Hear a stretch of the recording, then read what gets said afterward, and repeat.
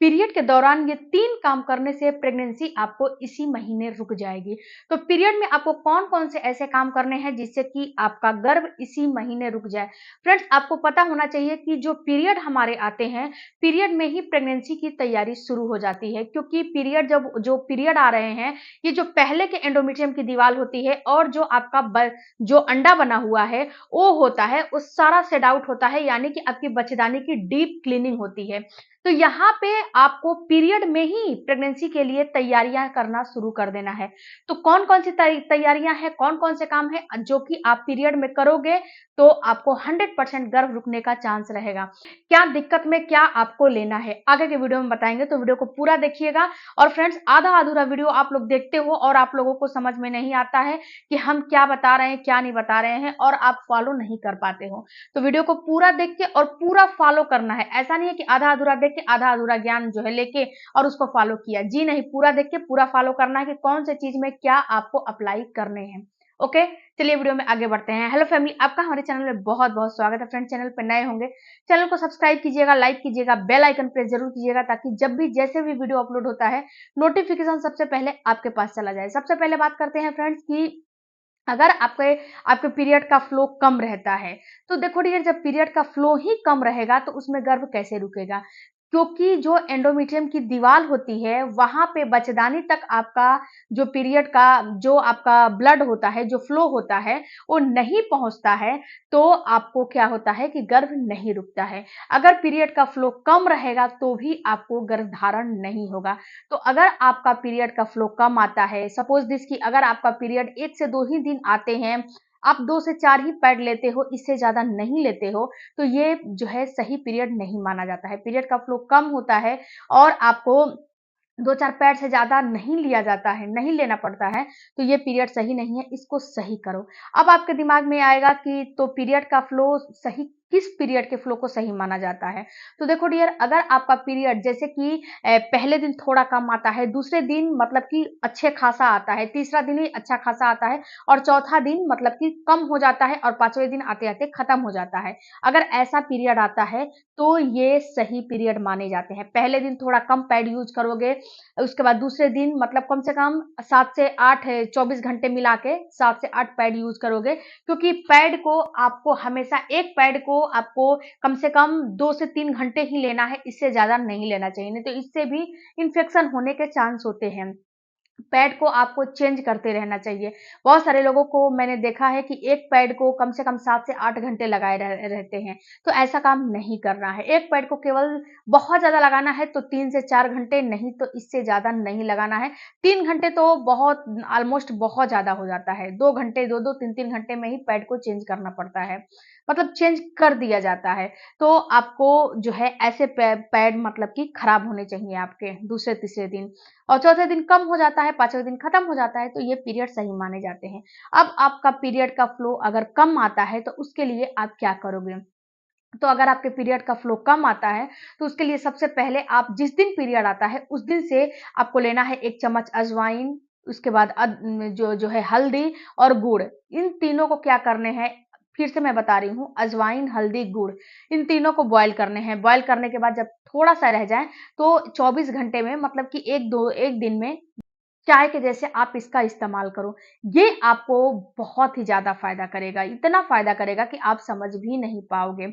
आपका पीरियड का जो है फ्लो होता है ना, वो धीरे-धीरे इससे बैलेंस में आ जाता है और सही हो जाता है। उसके बाद फ्रेंड्स, जो दूसरा चीज़ है, वो पीरियड में ही आपको करने होते हैं, जैसे कि पीरियड का हेयर वॉश।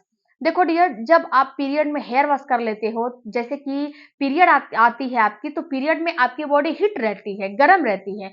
अगर आप पहले दूसरे दिन, जैसे कि आज आपका पीरियड आया और कल आपने हेयर वॉश करके नहा लिया या फिर परसों आपने हेयर वॉश करके नहा लिया, तो यहाँ पे होता क्या है कि जो आपका पीरियड का फ्लो है यहीं पे रुक जाता है। तो जब ये पीरियड का फ्लो रुक जाता है और पीरियड जो है फ्लो के फॉर्म में नहीं आके, और ये पीरियड मतलब कि रुक जाता है और अगले महीने ये क्लॉट्स के फॉर्म में आ जाता है, जो है क्लॉट्स बन के आने लगता है, जो कि आपको बहुत ही ज़्यादा दिक्कतें होने लगती हैं। तो अगर आप भी ऐसा काम करते हो तो बिल्कुल ही बंद कर दो। आपको पीरियड के कम से कम तीसरे दिन के बाद ही हेयर वॉश करने चाहिए। चौथे दिन कर लो, 5वें दिन कर लो, क्योंकि धीरे-धीरे आपकी बॉडी मेंटेन होती है। जैसे कि पहले दिन हीट रहती है, दूसरे दिन रहती है, तीसरे दिन थोड़ा-सा टेम्परेचर नॉर्मल होता है और चौथे दिन हेयर वॉश कर लो, टेम्परेचर बिल्कुल नॉर्मल हो जाता है। जितना ब्लड निकलना रहता है और चौथे दिन तक सारा का सारा ब्लड जो है निकल जाता है। तो आपको ये गलती, ये मिस्टेक नहीं करने चाहिए। पीरियड में कभी भी दूसरे तीसरे दिन हेयर वॉश नहीं करने चाहिए, चौथे पांचवें दिन करने चाहिए। ओके। अब फ्रेंड्स, जो तीसरा बात है, ये आपको समझना है कि जैसे कि अगर आपके बच्चेदानी का मुंह ही बंद रहेगा तो आपको गर्भधारण कैसे होगा। तो सबसे पहला आपको काम करना है कि आपकी बच्चेदानी को चेक करना है कि आपके बच्चेदानी का मुंह तो बंद नहीं है ना। आप ये देखो कि आपको बार बार रिपीटेड जो है इन्फेक्शन तो नहीं हो रहा है ना, आपको पीआईडी तो नहीं हो रहा है ना, आपको हस्बैंड और वाइफ दोनों लोगों को इन्फेक्शन तो नहीं हुआ है ना। हस्बैंड को होगा तो वाइफ को हो जाएगा, वाइफ को हुआ है तो हस्बैंड को भी इन्फेक्शन हो सकता है। ये बात आप समझ लीजिए। तो ये बात आपको समझना है कि आपको कहीं इन्फेक्शन की प्रॉब्लम तो नहीं है ना। अगर आपको इन्फेक्शन की प्रॉब्लम है तो हस्बैंड वाइफ दोनों लोगों को ट्रीटमेंट की जरूरत है। तो एक बार आप अपने जो नजदीकी के जो डॉक्टर है वहां से आप जो है एक बार दिखा लो कि आपको कहीं इन्फेक्शन तो नहीं हुआ है। यहाँ पे मैं इन्फेक्शन के लक्षण भी आपको बता दे रही हूँ। अगर आपका डिस्चार्ज में बहुत ही ज्यादा स्मेल आ रहा है, थोड़ा भी स्मेल आ रहा है, तो भी माना जाएगा इन्फेक्शन है। अगर वहां पे प्राइवेट पार्ट में बहुत ही ज्यादा खुजली हो रही है, इचिंग हो रही है और जो है बर्निंग हो रहा है, तो इसका मतलब है कि कहीं ना कहीं आपको इन्फेक्शन की प्रॉब्लम है। दूसरी बात फ्रेंड्स कि अगर आपको जो है डिस्चार्ज बहुत ही ज्यादा येलोइश आ रहा है, फटे दूध जैसा आ रहा है, इसके बाद जो है पनीर जैसा आ रहा है, दही के जैसा बहुत थक्का थक्का आ रहा है, स्मेल आ रहा है, ग्रे कलर का आ रहा है, तो ये दर्शाता है कि आपको कहीं ना कहीं इन्फेक्शन हुए हैं, इसीलिए ऐसे डिस्चार्ज आ रहे हैं। नॉर्मल ऐसा डिस्चार्ज बिल्कुल भी नहीं आता है। जब इन्फेक्शन होते हैं तो ही ये डिस्चार्ज आते हैं। तो इसको आप जो है घर पे ही बैठ के पता लगा सकते हो कि आपका जो है इन्फेक्शन हो चुका है। अगर इन्फेक्शन का शुरुआती इलाज घर पे ही करोगे तो ये सही भी हो जाएगा। इसके लिए आपको क्या करना है, अगर आपको इन्फेक्शन हुए हैं तो आपको सबसे पहले तो अपने पैंटी को चेंज करने हैं। आपको जैसे कि आप डेली का डेली पैंटी पहनते हो तो कभी भी आप पैंटी को जैसे कि जो आपका डिस्चार्ज निकलता है उसमें बैक्टीरिया रहते हैं तो पैंटी पे लग जाते हैं और 24 घंटे वही पैंटी पहने रहोगे और डिस्चार्ज आपका निकलता रहता है ज्यादा से ज्यादा, तो उस पे बैक्टीरिया बहुत जल्दी पनपते हैं और आपके अंदर जो है प्रवेश कर जाते हैं। तो अपनी पैंटी को एक दिन में कम से कम 2 बार तो चेंज करिए। मतलब अपनी पैंटी को आपको चेंज करना है। दूसरा काम करना है कि जब भी आप पैंटी पहन रहे हो तो बिल्कुल ही कॉटन के होने चाहिए, बिल्कुल ही जो उसकी फैब्रिक है अच्छी कंपनी की और कॉटन के होने चाहिए। और जब भी आप उसको वॉश कर रहे हो तो जो है डिटॉल में वॉश कर लो और धूप में सुखाओ, क्योंकि धूप की जो किरणें होती है ना, ये बैक्टीरिया को मारने का काम करती हैं, तो इसका काम करो। उसके बाद आपको करने क्या है कि अजवाइन के पानी का इस्तेमाल करने हैं। अजवाइन के पानी ले लो, बॉयल कर लो और उसको एक जार में भर के रख लो। जब भी बाथरूम टॉयलेट इस्तेमाल करो उसी पानी से अपने प्राइवेट पार्ट को क्लीन करो, या फिर नीम की पत्ती के पानी का भी इस्तेमाल कर सकते हो। दूसरा फ्रेंड्स कि आप सुबह सुबह खाली पेट एक जो है चम्मच अजवाइन के पानी को उबाल लो और यही पानी सुबह सुबह पियो।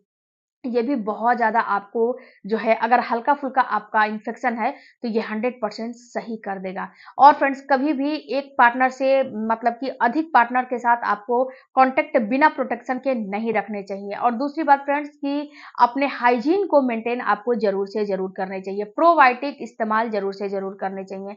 प्रोबायोटिक का जो है विटामिन सी हो गया, प्रोबायोटिक हो गया, ये सारी चीज़ों से क्या होता है ना कि आपकी इन्फेक्शन की जो है चांस थोड़ा कम हो जाती है। तो ये सारे काम करोगे, थोड़ा-सा एक्सरसाइज योगा करोगे तो आपका इन्फेक्शन अगर क्रॉनिक नहीं है, हल्का-फुल्का है तो घर पे ही ये सही हो जाएगा। ओके। डाइट को बैलेंस रखो, डाइट को जो है डिसबैलेंस नहीं होने दो, एक्सरसाइज करो, योगा करो, ये सारे काम करो। फ्रेंड्स, वीडियो अच्छा लगे चैनल को सपोर्ट करिएगा, सब्सक्राइब कीजिएगा। मिलती हूँ अगले